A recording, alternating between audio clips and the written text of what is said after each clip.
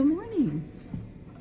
I'm here with Louis, Noah, and Artem. We're getting ready to have our first guided reading group of the year. And we're gonna have fun. My timer went off. Okay, hang on. Okay, so we are gonna read a pretty fun story today. It's very short, and we're gonna read it a few times. Okay, so what we're gonna read, it's not a story, it's a text. It's nonfiction, but it is about dragons. So it's nonfiction, but it's about dragons. Just do 6, 7. What? I did just do 6, 7. It's this and this.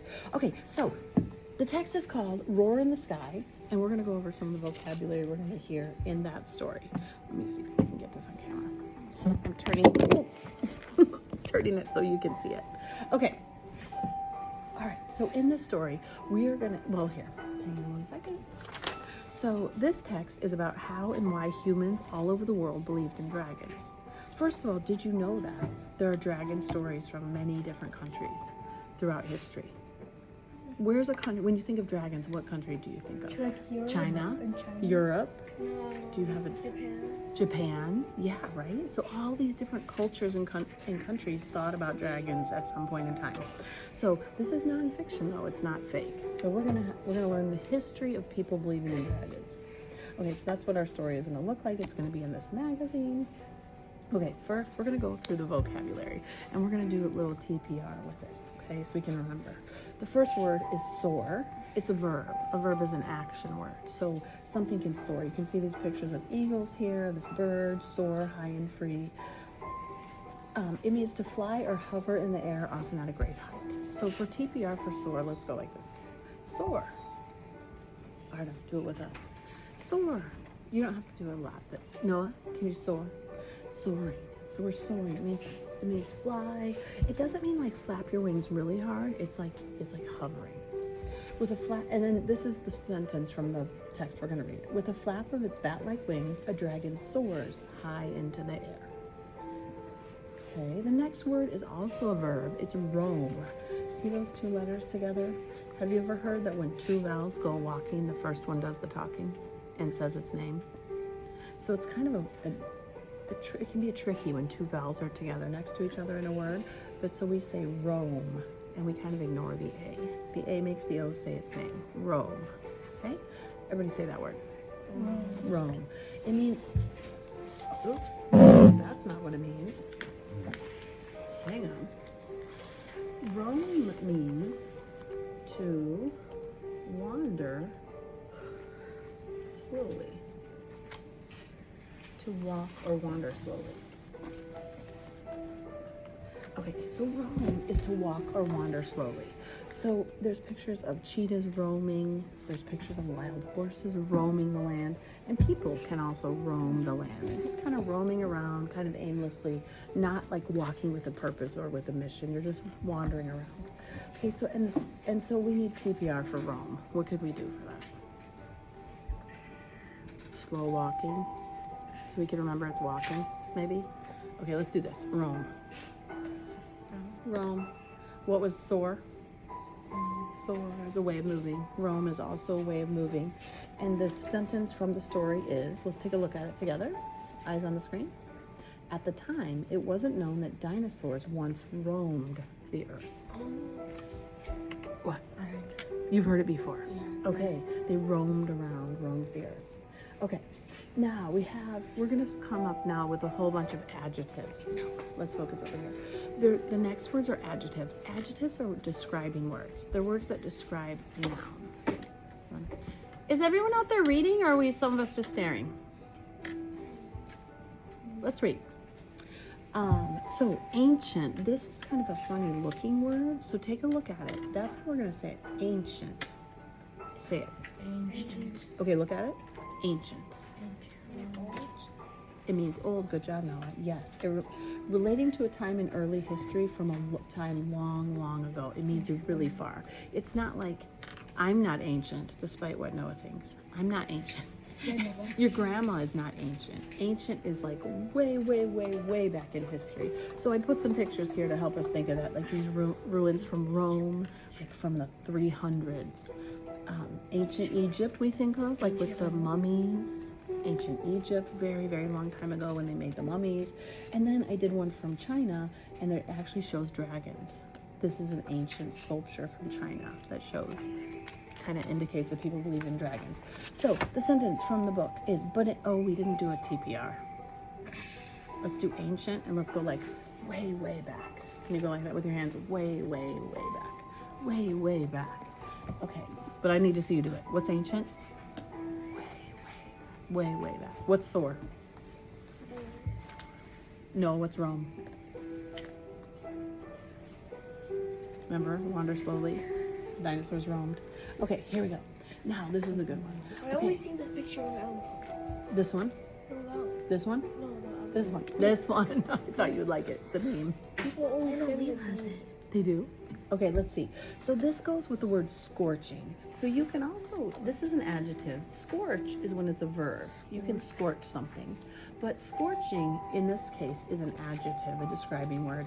It means very hot, so hot that it will burn whatever it touches. And so we have some pictures here. We have the dragon scorching, breathing out scorching fire. We have the sun scorching the earth. And we have Elmo feeling the pain of the fire. It's scorching hot for Elmo.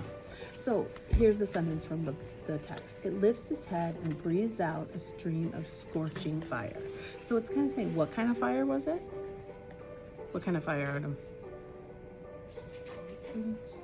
Yeah, scorching fire, yes. So it means it was super, super hot, that it burns anything it touches.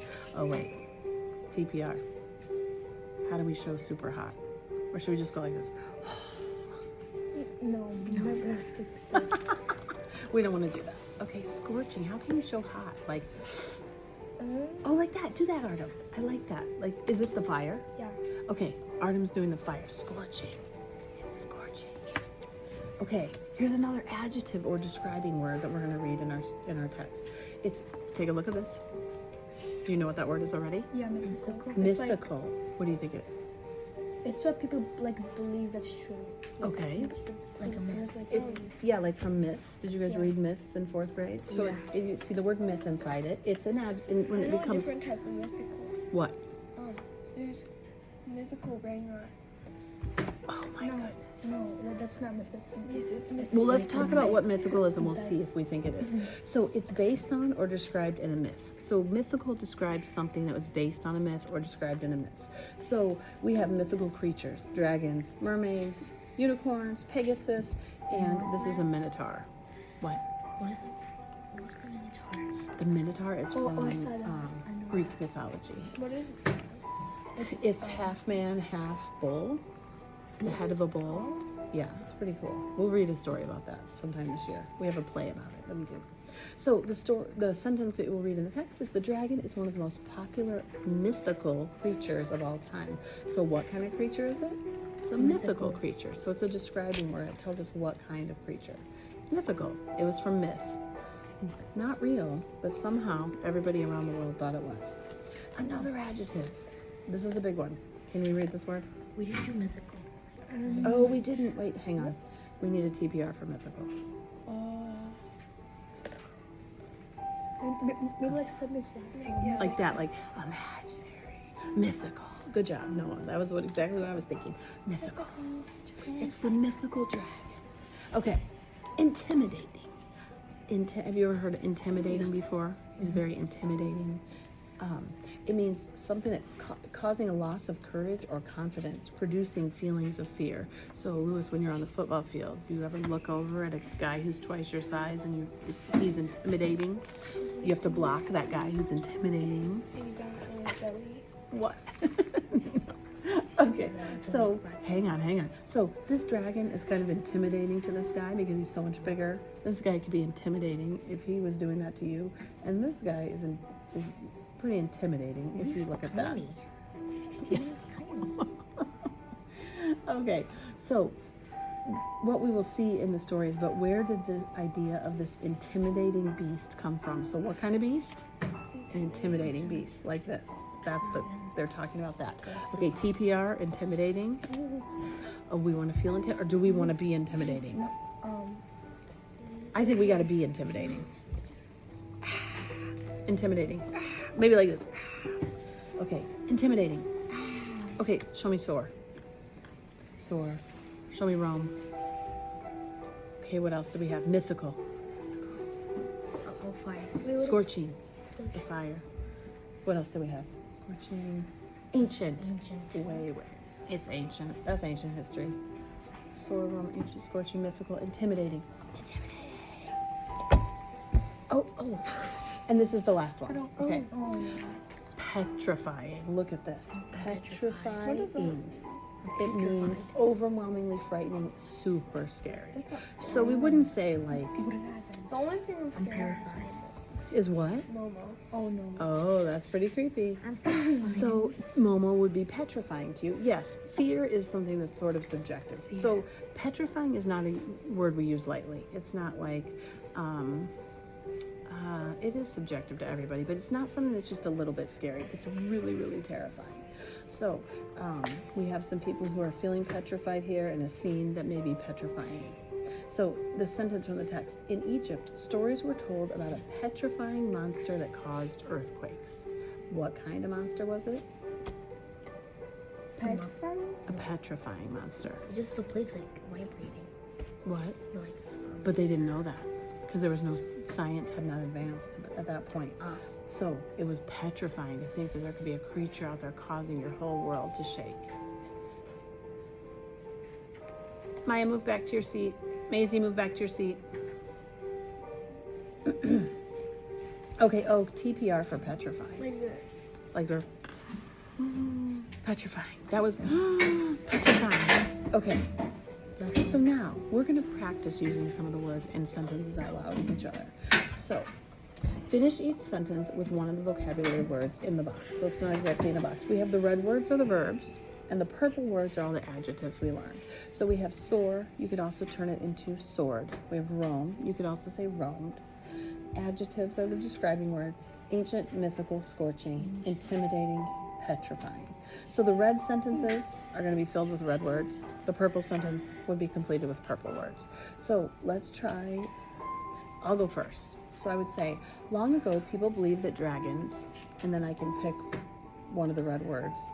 And I might say, soared above the earth in the clouds. So Lewis, can you try it? Yeah. Would you try another red one? So you just read that. Long ago, people believed that dragons. Long ago, people believed that dragons roamed. Sword. No, roamed is good. Roamed, use the other one, good. The dragons roamed. Yep, long ago, people believed that dragons roamed. Okay, Noah, can you do the red sentence? So read all these words. Long ago, people believed that dragons And then pick one of these. roamed. Roamed. Tell me something more about it. Roamed where?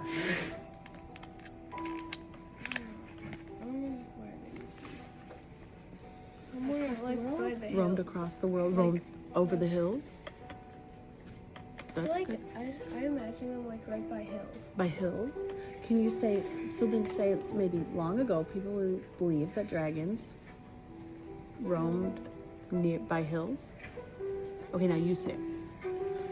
Long ago, people believed that dragons roamed by hills. Nice job. Okay, Artem, do a red sentence. Long ago, people believed that dragons soared across the world. Okay, nice. Soared across the world. Okay, now the next sentence. Dragons are blank creatures. This one's going to be nice and easy.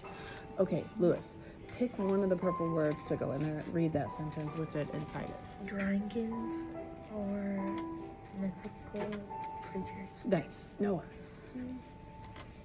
Dragons are ancient creatures. Okay, Artem. Dragons are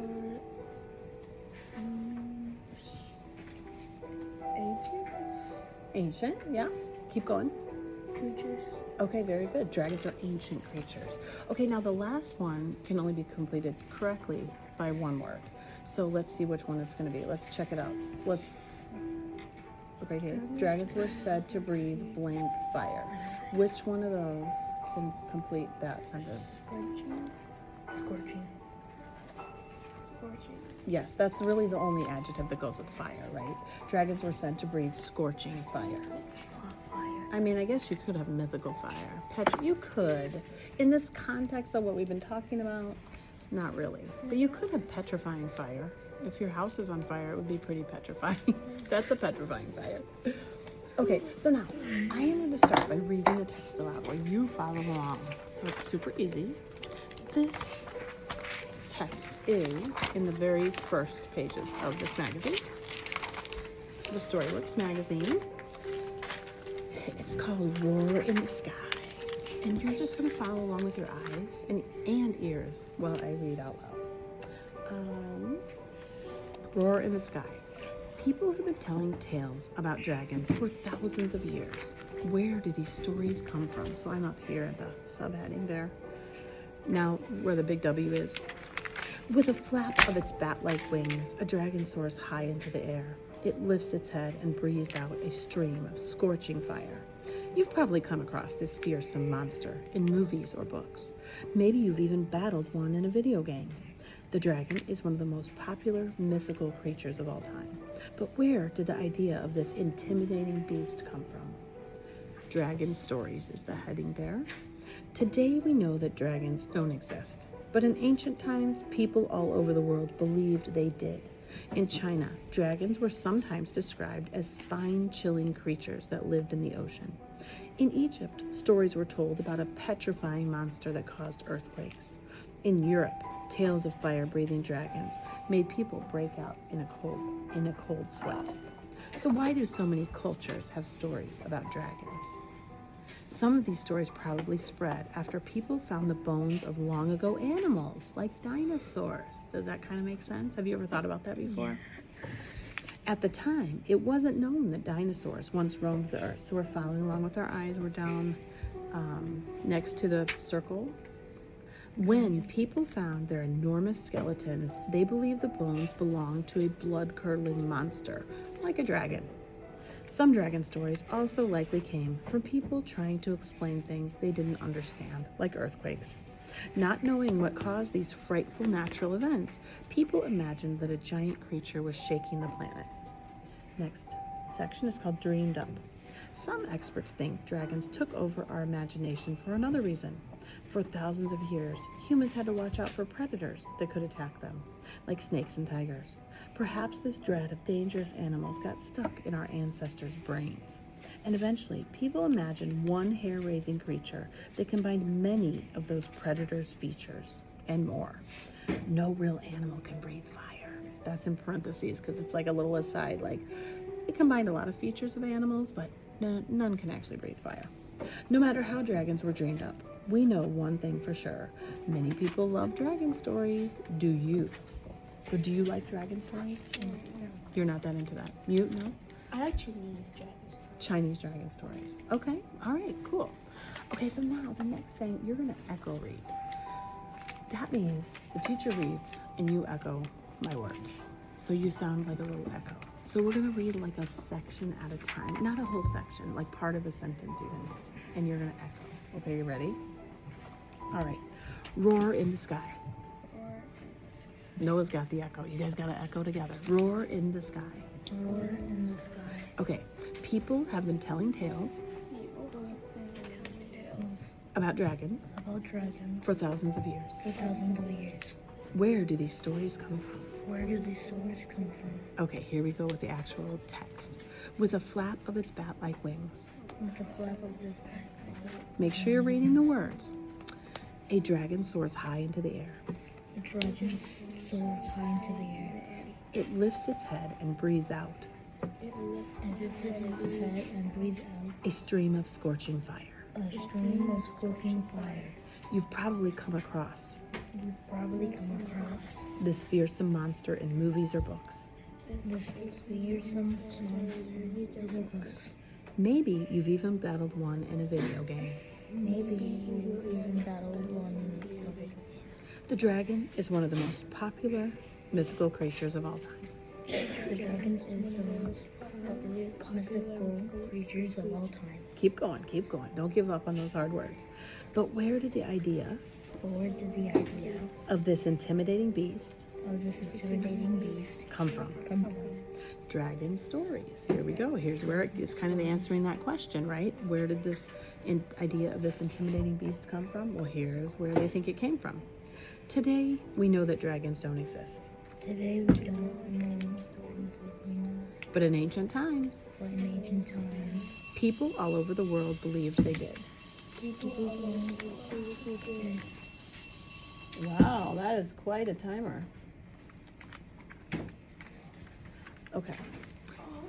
Okay.